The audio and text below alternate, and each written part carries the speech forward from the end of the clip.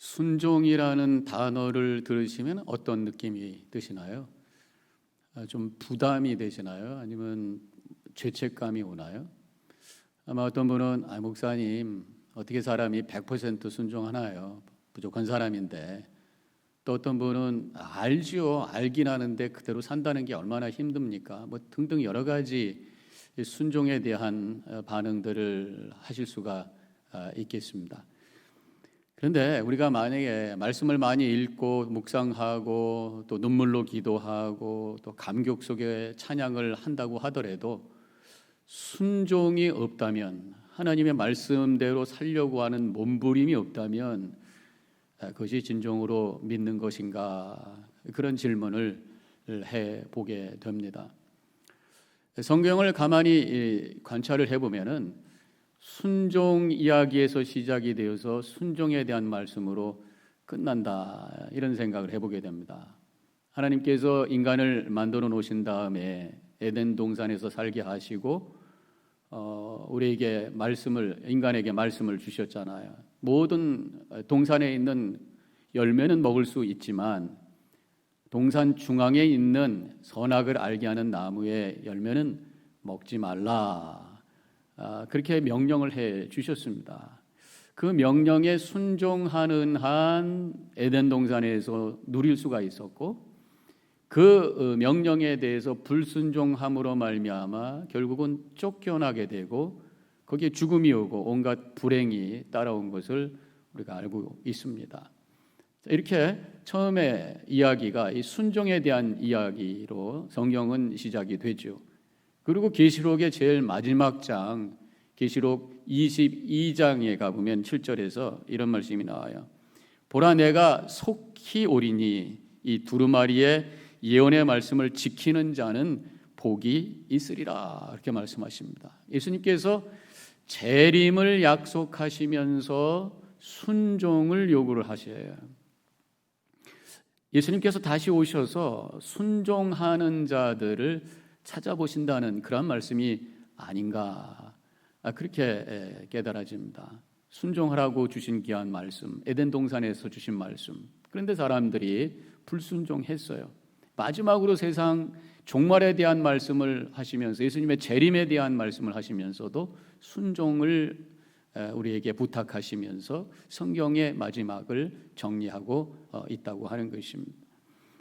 이 에덴 동산의 이야기는 하나님께서 인간과 관계하시는데 순종을 통해서 우리하고 관계하신다라는 것을 말씀하는 것이라고 믿습니다. 이 에덴 동산에서 말씀해 주시는 것은 하나님이 누구시고 우리 인간이 누구인가를 말씀하고 계시는 거죠.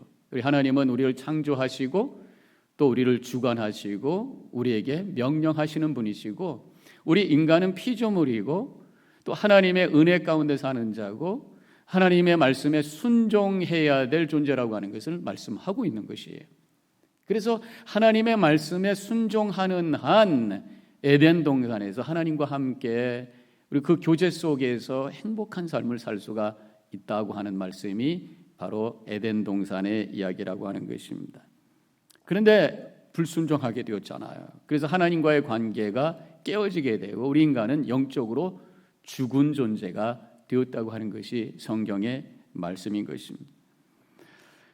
이스라엘 이야기가 나옵니다. 하나님께서는 이제 이렇게 하나님과의 관계가 깨어진 인간들을 회복하기 위해서 하나님의 구원의 역사를 시작하면서 한 민족을 선택하시죠. 바로 이스라엘 민족입니다. 그리고 이스라엘 민족과 함께 언약을 맺으시죠. 하나님의 백성으로 삼으셔서 그들을 통해서 하나님의 구원의 역사를 이루시기를 원하십니다.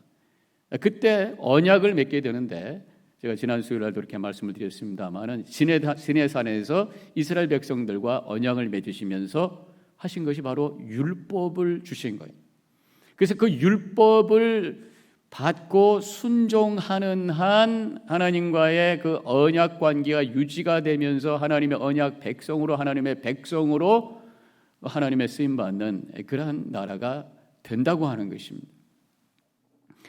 그래서 근데 이스라엘 백성들이 가나안 땅에 들어가서 그러한 모든 하나님의 주신 말씀을 순종하지 않고 하나님을 섬기지 않고 우상을 섬기면서 바로 언약이 파괴가 되어버리고 말았습니다. 그래서 이스라엘은 망하고 말았죠. 그런데 하나님께서는 여전히 하나님의 백성을 다시 모으셔서 새로운 언약을 맺어 주셨는데 바로 예수 그리스도를 통해서 언약을 맺어 주셨다고 하는 것입니다. 그래서 이제 우리 믿는 자들이, 예수님을 믿는 자들이 하나님의 백성이 된 거잖아요. 하나님의 언약 백성이 된 것입니다. 그런데 이 하나님의 언약 백성으로 우리가 하나님과 관계를 맺고 교제 속에서 살게 된 것은 우리의 순종이 아니라 예수님의 순종을 통해서 그 일이 이루어졌다고 하는 것입니다. 그래서 로마서 5장 19절에서 이렇게 말씀하고 있어요.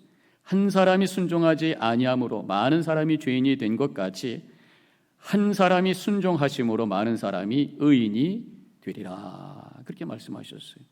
아담의 불순종으로 말미암아 하나님과의 관계, 하나님과 인간의 관계가 깨어졌지만 이제 예수님께서 순종하심으로 말미암아 새로운 언약 관계의 길을 우리에게 열어 주셨는데 믿음으로 예수님의 순종에 함께 동참하는 자들을 통해서 하나님께서 하나님의 구원의 역사를 이루시고 언약 관계를 회복시켜 주셨다고 하는 그런 말씀입니다. 이제 그렇게 되었기 때문에 동시에 이제는 하나님의 새로운 백성들이 해야 될 것이 뭐냐? 예수 그리스도를 통해서 되어진 하나님의 백성들이 예수님의 순종의 믿음으로 동참함으로 하나님의 백성된 우리들이 해야 될 게 뭐냐? 새 계명에 순종하는 것이에요. 예수님께서 우리를 예수님을 통해서 우리를 새 언약을 맺어 주신 다음에 우리에게 새 계명을 주셨잖아요. 613개의 율법을 하나로 묶어서 우리에게 하나의 새 계명을 허락해 주셨어요. 요한복음 13장 34절에서 새 계명을 너희에게 주노니 서로 사랑하라. 하나님을 사랑하고 서로 사랑하는 삶을 통해서 하나님의 백성으로 살게 되고 그래서 우리 삶의 에덴 동산이 회복이 되고 하나님 나라가 회복되는 그런 삶을 살게 된다는 말씀이죠.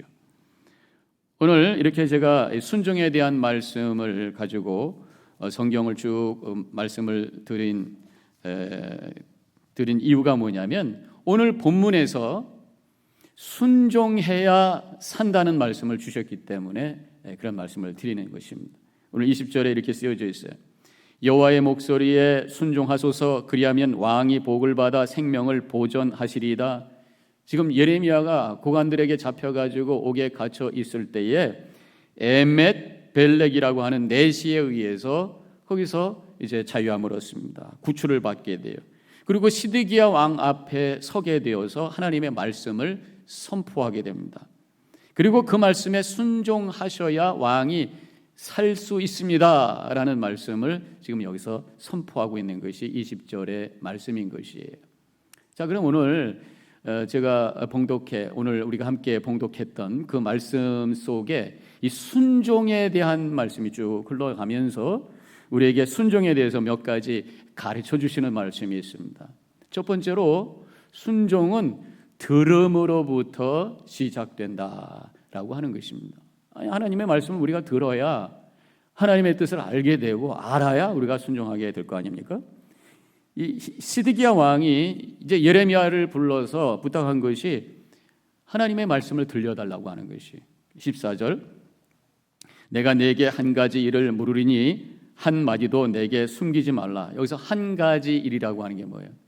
바로 예레미야가 받은 하나님의 계시 그것을 나에게 그대로 전하여라 라는 그러한 말씀이죠. 시드기야는 결국 물론 이 말씀에 순종하지는 않았지만 일단은 듣는 시간을 가졌던 것을 보게 됩니다. 들어야 순종을 하든지 말든지 하게 될 것이라고 하는 거죠. 계시록 1장 3절에 또 이렇게 쓰여져 있어요.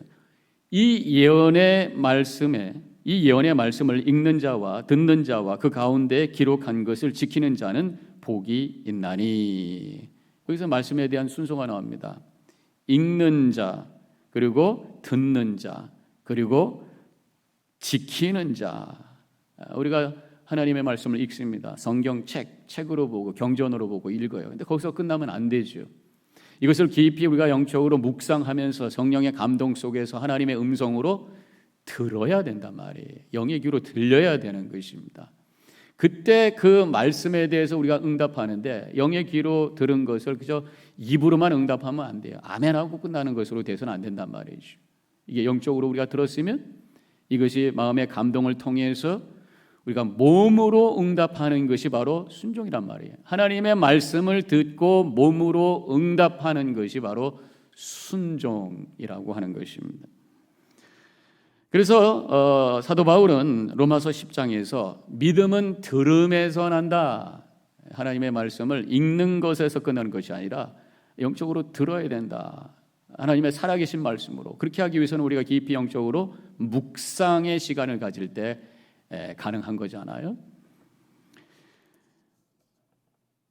그래서 하나님의 말씀이 우리가 들려질 때에 그것이 우리의 마음을 움직이고 그리고 우리의 몸을 움직이는 능력이 된다고 하는 것입니다.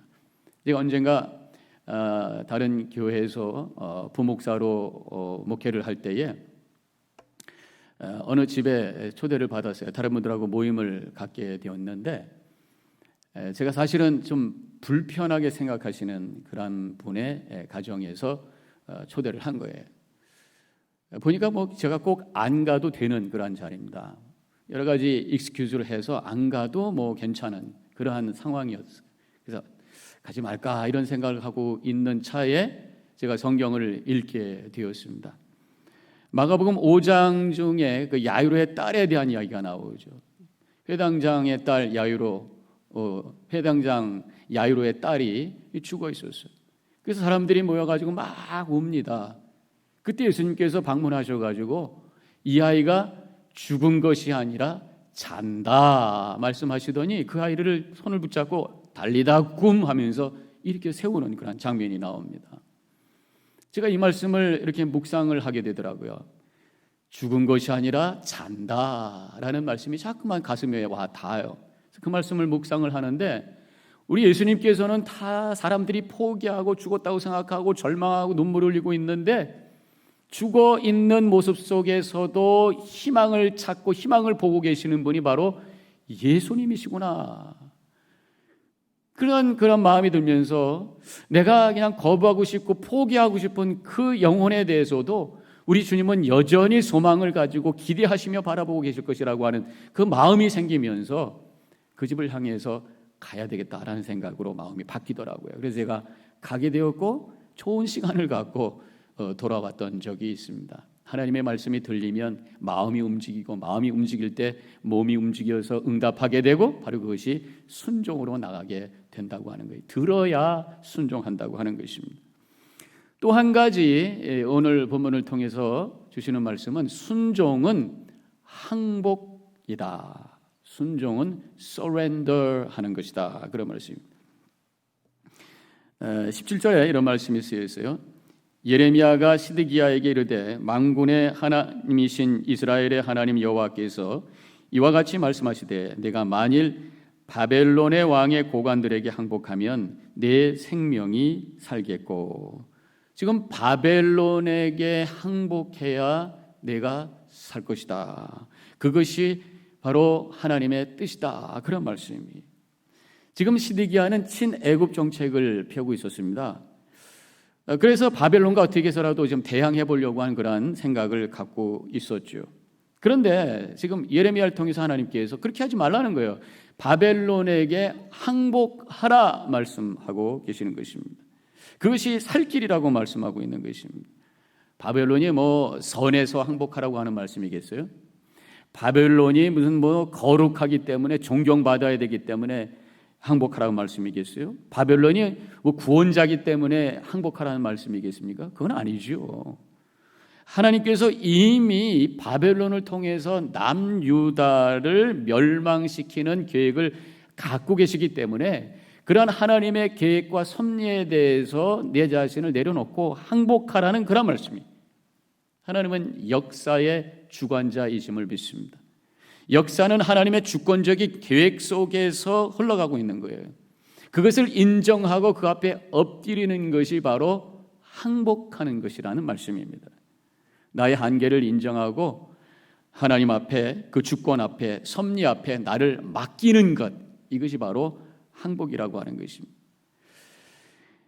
그때 내가 산다, 내가 죽겠습니다 하고 나를 내려놓는 그 순간이 오히려 사는 순간이다.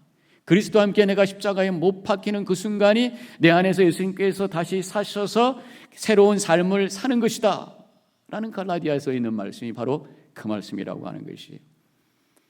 혹시 여러분들 수영 잘 하십니까? 저는 수영을 좀 하는데, 수영을 처음에 배울 때, 모르겠어요. 저는 뭐 레슨을 받은 건 아닙니다만 제가 배운 경험은 그래요.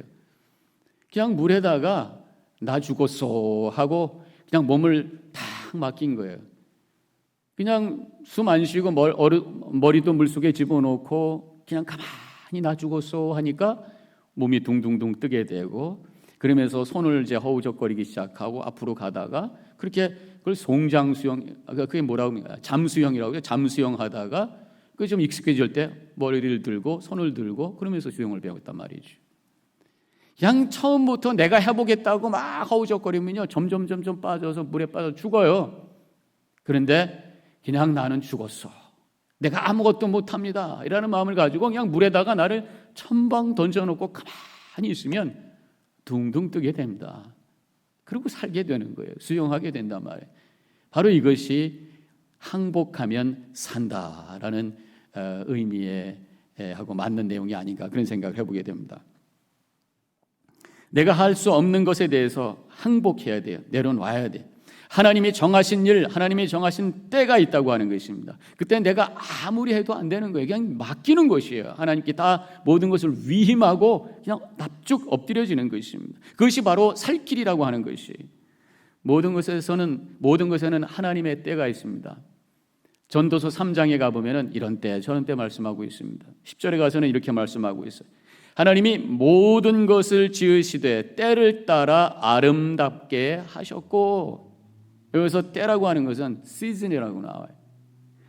봄, 여름, 가을, 겨울 다 정해진 때가 있다고 하는 것이에요. 그 때를 잘 알고 그 때에 잘 맞춰서 우리가 살아야지, 그 때를 분별하지 못하고 그냥 내 뜻대로 한다고 해서 되는 것이 아니란 말이죠. 지금 한겨울인데 열매를 막 찾으려고 해서 되겠냐 말이에요. 한겨울에 깡깡 얼었는데 거기서 땅 파고 거기다 씨를 뿌린다고 해서 싹이 나오겠냐, 그런 말씀이에요. 그냥 기다리는 거예요, 봄을. 이것이 바로 항복하는 것이에요. 하나님의 때를 알고 나의 한계를 알고 엎드려지는 거예요. 이것이 바로 항복이에요. 그것이 바로 순종이고 그것이 바로 살 길이라고 말씀하고 있는 것입니다.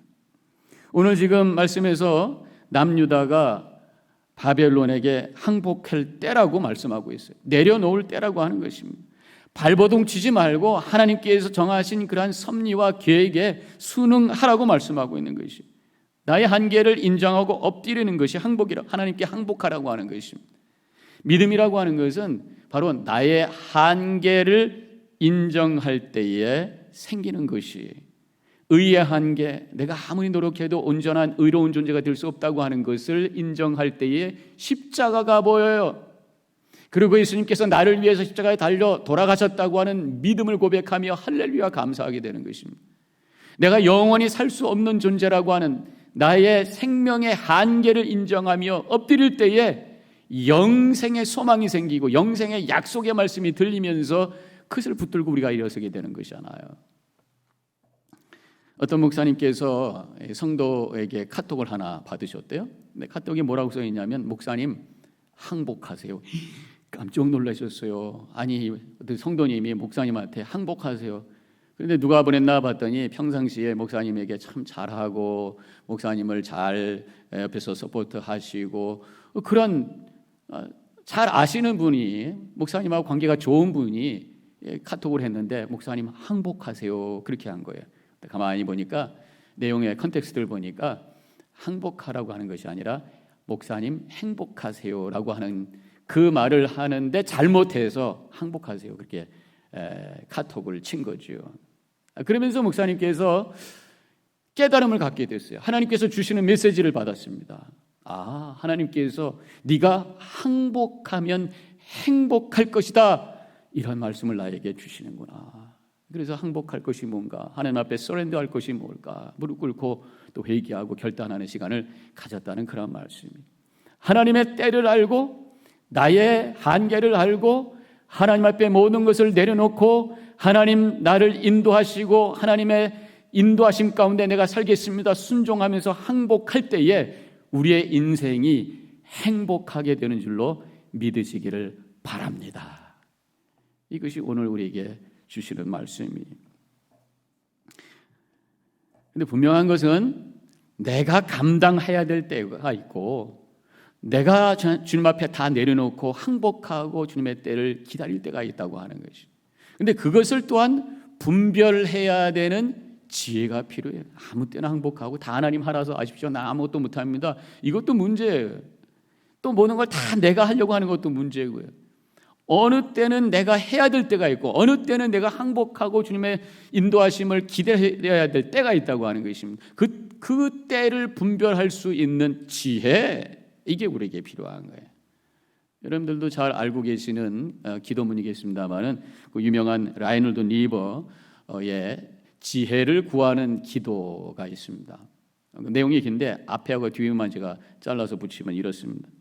하나님, 변경할 수 없는 일들을 받아들일 수 있는 마음의 평온함을, 제가 변경할 수 있는 일들을 변경하는 용기를, 그리고 이 둘의 차이점을 아는 지혜를 허락하소서. 제가 주님의 뜻에 굴복한다면 저는 이 세상의 삶에서 꽤나 행복할 것입니다. 그리고 내세에서는 하나님과 영원히 함께 있으면서 말할 수 없이 행복할 것입니다. 항복하면 행복할 줄로 믿습니다. 그리고 내가 항복할 때와 내가 그것을 감당하기 위해서 용기 내야 될 때를 구별할 수 있는 지혜를 허락하여 주옵소서. 바로 이것이 이 기도의 내용이라고 하는 것입니다. 혹시 우리 성도님들 하나님 앞에 항복해야 될 부분이 있나요? 아직도 내가 고집 부리고 있는 것이 있나요? 되돌아보시고 오늘 아침에 주님 앞에 손을 들고 주님 내가 surrender, 항복합니다. 하나님 나를 이끌어 주옵소서. 주님 앞에 나아가심으로 말미암아 주시는 평강과 은혜를 맛보는 이 아침이 되시기를 주님의 이름으로 간절히 축원합니다.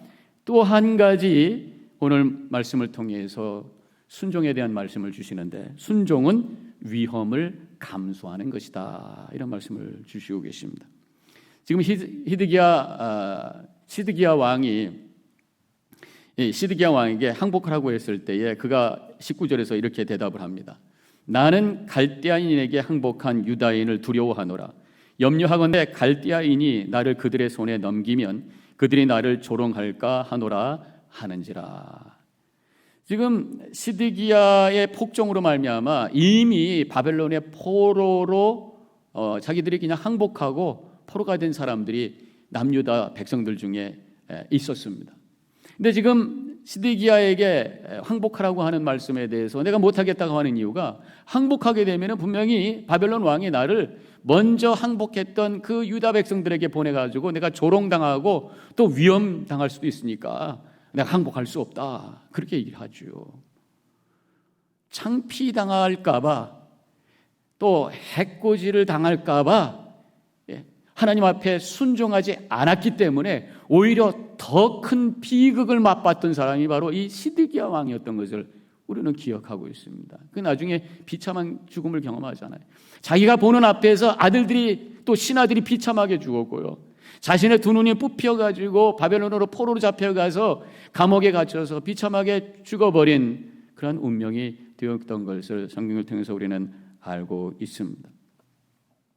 순종은 또 조롱이라든가 또 이렇게 손해와 또 위험을 감수할 수 있는 것이, 그래서 힘든 것이지만 이러한 손해와 위험보다 더 큰 영광이 있다고 하는 것을 우리는 분명히 믿어야 될 줄로 믿습니다. 바로 예수님의 순종이 그렇잖아요. 예수님께서 십자가에서 고통당하시고 온갖 수치와 조롱을 당하셨어요. 그럼에도 불구하고 그것을 그대로 받으시고 순종하셨어요. 그렇기 때문에 우리 예수님 부활의 영광에 동참하시고 하나님 우편에 앉으시는 영광 속에 올려지신 것을 우리는 알고 있습니다. 히브리서 12장 2절에서 이렇게 말씀하고 있죠. 믿음의 주요 또 온전케 하시는 인 예수를 바라보자. 그는 그 앞에 있는 기쁨을 위하여 십자가를 참으사 부끄러움을 개의치 아니하시더니 하나님 보좌 우편에 앉으셨느니라. 부끄러움을 개의치 아니하시고 순종함으로 말미암아 하나님 우편에 앉는 영광의 자리에 오르시게 되었다고 하는 그런 말씀을 이 구절에서 해 주시고 계십니다. 하나님의 말씀에 순종하는 것 분명히 도전이 있어요. 왜 그렇습니까? 내 안에 있는 욕심이 그것을 어게인스트 하잖아요. 우리 내 마음에 있는 세상을 향한 어떤 욕망, 욕심, 이것이 하나님의 뜻하고 자꾸만 부딪히니까 하나님의 뜻 순종하는 것이 쉬운 것이 아니에요. 또 우리가 살고 있는 이 세상의 가치관이라든가 문화가 하나님의 말씀에 멀어져 있기 때문에 하나님의 말씀 따라간다고 하는 것이 뭔가 세상의 흐름, 세상의 어떤 문화와 유행과 어떤 물질주의 흐름에 거슬러 올라가야 되기 때문에 챌린지가 돼요. 힘들어요. 그렇지만 분명한 것은 우리는 순종에 머뭇거리지 말아야 될 줄로 믿습니다. 왜냐하면 순종이 살 길이기 때문이에요. 오늘 그 말씀입니다. 아까 읽었던 9절 20절 여호와의 목소리에 순종하소서 그리하면 왕이 복을 받아 생명을 보전하시리다 이렇게 말씀하고 있습니다. 신명기 30장 15절에서 보라 내가 오늘 생명과 복과 사망과 화를 네 앞에 두었나니 순종할 때에 생명과 복이고 불순종할 때에 저주와 멸망이다 그렇게 말씀하고 있어요. 우리 안에 두 개의 선택이 있다고 하는 것입니다. 머뭇거려서는 안 됩니다. 시간 지나가기 전에 순종을 선택함으로 생명과 복이 우리 안에 임하는 그러한 길을 향해 걸어가시기를 축원합니다. 물론 이렇게 질문하는 분들이 계실 거예요. 목사님, 우리가 갖고 있는 이 복음적인 믿음이라고 하는 것 하나님의 은혜로 구원받은 거잖아요. 뭐 순종 우리가 좀 부족하니까 좀 못하더라도 하나님 예수님의 그 은혜로 우리 다 구원해 주시고 이끌어 주시는 거 아니겠습니까? 그렇게 말씀하시는 분들도 있을지도 모르겠습니다. 그래서 야고보서 2장 17절에서 그런 분들에게 이런 말씀을 하시잖아요. 행함이 없는 믿음은 그 자체가 죽은 것이라. 순종이 없는 믿음은 우리에게 구원, 즉 생명을 주는 믿음이 아니다. 그렇게 말씀하고 있어요. 예수님께서 또 요한복음 14장 21절에 이렇게 말씀하셨어요. 나의 계명을 지키는 자라야 나를 사랑하는 자다. 그렇게 말씀하고 계세요. 예수님께서 우리에게 주신 새 계명, 사랑하라는 말씀에 순종해야 예수님의 사람이다. 구원받은 사람이다. 하나님의 백성입니다. 하나님의 소유된 자다. 그런 말씀을 해주고 계십니다. 아까도 제가 말씀드렸지만 순종이 어려운 이유는 내 뜻과 다르기 때문에 그래요. 내 뜻이 하나님의 말씀보다 앞서기 때문에 그래요. 그래서 사도 바울은 내가 죽어야 된다고 말씀하고 있습니다. 그것도 한 번이 아니라 매일매일 죽어야만 그래야만 하나님의 뜻을 순종할 수 있는 삶을 살게 된다고 하는 것이에요. 그래서 고린도전서 15장에서 나는 날마다 죽노라.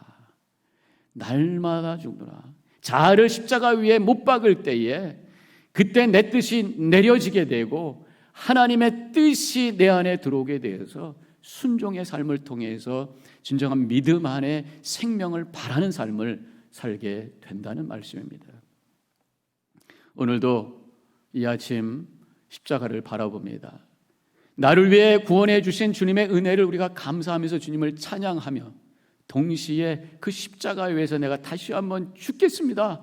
내 생각과 내 의지와 내 욕심을 매달겠습니다. 고백하면서 하나님의 뜻에 순종함으로 참된 생명의 믿음을 바라면서 오늘도 능력 가지고 승리하여 하나님의 영광 돌리는 복된 삶을 살아가는 우리 모든 성도님들이 되어주시기를 주님의 이름으로 간절히 축원합니다.